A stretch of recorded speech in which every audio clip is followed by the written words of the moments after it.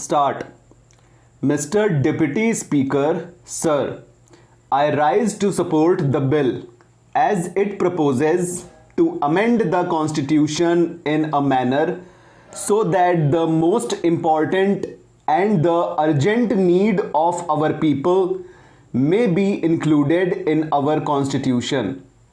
As fundamental rights, right to work is the essential condition of our existence as a human being. You know, sir, through work, man distinguishes himself from beast and develops his capability to be the master of his fate and control the nature and build up the civilization. This power to work helps him to control the nature and to use it in his interest. He produces his bread and thus continues his existence. Without work, how can a man earn his livelihood? So, it is absolutely related to the question of his existence. But today, this existence of man is challenged in our country. The unending queue of unemployed people is increasing day by day. There is no security of his existence as he has no means of production at his disposal.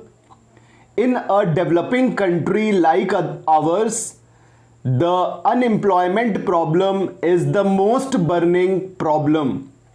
We have no opportunity to work and no right to work. The number of unemployed people registered with the employment exchanges in our country is more than 1.5 crores. But this is not the real picture. There are more than 1.5 crores of unemployed in our country living in the cities and rural areas. In the rural areas, the uneducated masses of unemployed youth do not register their names with the employment exchange offices. The agricultural laborers, poor peasants from the bulk of the rural are unemployed. Besides, they do not get jobs for all the time throughout the year. More people are entering into cultivation on the same size of land, thus increasing the number of hidden unemployed people. The rural poor, such as agricultural laborer, bonded laborer, poor peasants, etc., are the major part of rural unemployed. With them, the other section of the small and middle peasantry and rural artisans are gradually losing their land and their small means of production. Sharecroppers are being evicted from the land, and day by day these people are getting more and more impoverished. The middle class people also are the most unfortunate victims of unemployment. Workers are thrown out of their jobs due to lockout, closure and recession in the economy. Taking all of them together, the number of unemployed in our country works out more than 6 crores. But how can they live without a job? After 60 years of our independence, the ruling class is far being in getting these people out of this problem. We are making plans one after another, but what is the result? After the first 5-year plan, the number of the registered unemployed people stood at 20 lakhs. After the second 5-year plan, it rose to 35 lakhs. After the third 5-year plan, it crossed the line of 53 lakhs.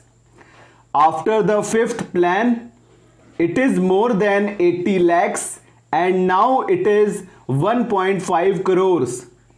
This is the reality in spite of the ruling party's tall talks of socialistic pattern, democratic socialism, ultimately socialism and new economic program.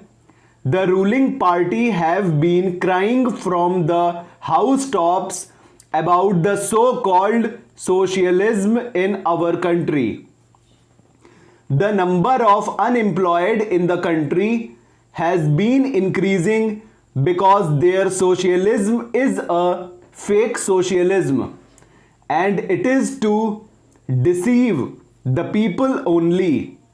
They talk of socialism only because they know people love and like it.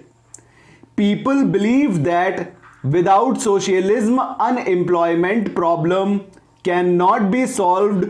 But what is socialism? It is only the scientific socialism which is the real socialism and which abolishes exploitation of man by man, which abolishes private property system in the economy, which takes the means of production in the hands of the state head, which guarantees the right to work. But in our socialism, the rich becomes richer and poor becomes poorer. This is really capitalism under the guise of socialism. This is fake socialism and this is only to deceive the people. Can we claim of building socialism without making the right to work as a fundamental right? We cannot. In all the socialistic countries, this right to work is guaranteed by the Constitution as a fundamental right. I would like to quote the relevant articles from the Constitution of a few socialist countries. Article 40 of the USSR Constitution says that the citizens of the USSR have the right to work, that is, to guaranteed employment and pay in accordance with the quantity and quality of their work and not below the state established minimum, including the right to choose their trade or profession. Article 48 of the Constitution of China says citizens have the right to work. To ensure that citizens enjoy this right, the state provides employment in accordance with the principle of overall consideration, and on the basis of increased production, the state gradually increases payment for labor, improves working conditions, strengthens labor protection. Full stop. Over.